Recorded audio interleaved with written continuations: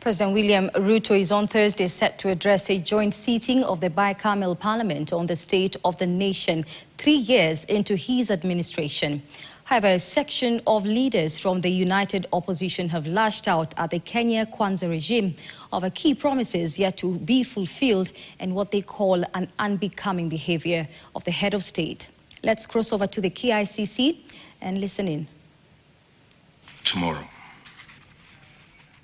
So tomorrow, Thursday, November 20th, 2025, His Excellency President Dr. William Samoei Ruto, EGH, or CGH, will be discharging his constitutional mandate under Article 132 of the Constitution of Kenya 2010. As fate would have it, the State of the Nation address by the President comes at a time that Kenyans in every corner of this country are heavily burdened by the weight of corruption, heavy taxation leading to mass erosion of people's purchasing power, unfulfilled promises, and shattered dreams. As the Deputy Minority Leader in the Senate of the Republic of Kenya, I call on the President to summon and exercise a great caution in his pronouncements to the nation tomorrow. I hope and wish that the President would use the floor of the August House to speak real hope to a nation that is tottering on the edge of hopelessness, a people grossly frustrated by both the actions and inactions of state and state actors on basic human and people's rights. Kenyans are already overtaxed, and any new measure to squeeze a penny out of Kenyans would be too much to bear for salaried Kenyans, businesses, and indeed all Kenyans who have to contribute to national revenue through the purchase of the most ordinary and basic goods and services. The attack on the Kenyan payslip by this regime is a major blow to every household in this country. I hope that the President will not be using the floor of the National Assembly tomorrow to popularize his new West invention to raid people's incomes through the so-called Infrastructure Development Fund. Kenyans cannot bear another fund. Kenyans cannot bear another levy. Kenyans cannot bear another loan. Kenyans want and deserve an objective demonstration of commitment on the part of the presidency to fiscal discipline, integrity, and competence in the management of public resources.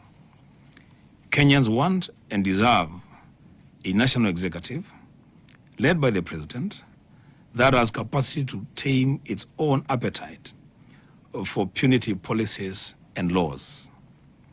The Cybercrimes Amendment Act 2025 and a list of other pieces of punitive legislations do not inspire confidence in the executive. An attempt to limit the freedom of speech, deny oxygen to constructive digital activism, and dim the light on public social audit on government spending in this era of information superhighways must be resisted by every well-meaning Kenyan. The President will be addressing the nation at a time that his administration has manifested the greatest appetite for the sale of strategic public assets. This regime is behaving as though Kenya, as we know it, begins with the Ruto administration and will end with the Ruto administration. Of course, there was a Kenya before President Ruto occupied office following the 2022 presidential elections, and there will be Kenya after President Ruto leaves office after serving his term, preferably after serving one term. So to advance the argument that this regime wants to sell strategic national assets, including the Kenya pipeline, ostensibly to finance an annual budget, is to be too short-sighted.